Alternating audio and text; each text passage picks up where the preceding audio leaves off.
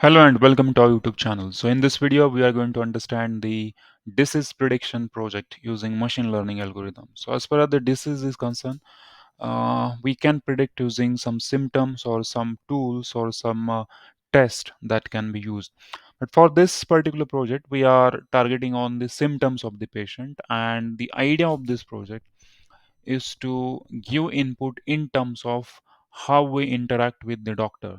So this system will be like virtual doctor. It's not like you have to select the symptoms yes or no kind of form, or there will be something like select option or maybe the clicking option. So it's not like that. The system uses natural language processing, so the patient can interact with system in a similar way as he interacts with the doctor. For example, whenever you visit a doctor, you just say ki, I am having fever since last 2 days and suffering from this from so many days and all.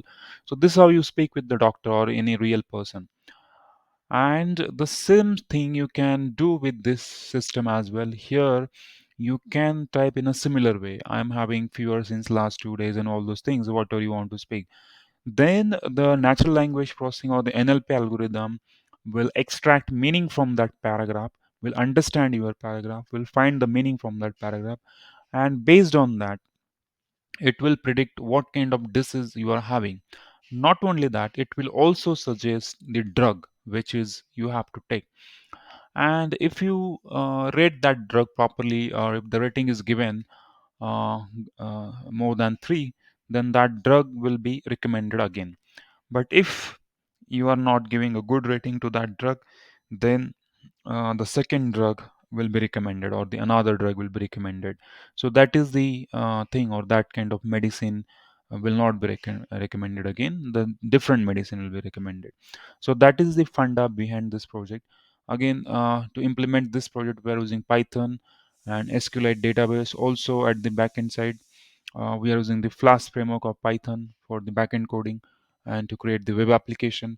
At the front end side, we are using HTML and CSS. And these are the diseases that we are actually detecting. You can definitely add multiple diseases as well, and there are symptoms for each and every disease. For example, for dengue, there are different symptoms and all. So this way, we can actually add the number of diseases inside it, and you can predict that one. So once we open the Google Chrome, we'll have to hit the localhost, and then you can either register on the system or you can log into the system. So if you wish to log in the system, then you will use your credentials and you can log in. For the new user, you can register. But if you are having already account, then you can directly go and log into the system. So once you submit, you will be on this page, and here you can click on the predict disease. Now here what happens? So here you have to type in a similar way as you talk with your doctor. So for example, uh, look at I'm uh, let's say Shubham, and I'm suffering from fever since last 2 days. Okay, something like that you can type, or you can even type multiple things also. It's similar as you talk with your doctor, and then you click on submit. Then it will predict this is the disease that may be there, dengue, because of that fever. And again, this kind of thing. So no doubt, if there is multiple symptoms, then you can have different disease as well. And also for dengue, there should be some other symptoms as well, like weakness and all those things. But it will try to match wherever it has to match. And then the suggested drug is this for this disease. Now if you read this, then also you can give some suggestion as well. For example, good drug, and then you can rate it. So if the rating is good, next time whenever you predict, and if the result comes dengue, then same drug will be repeated.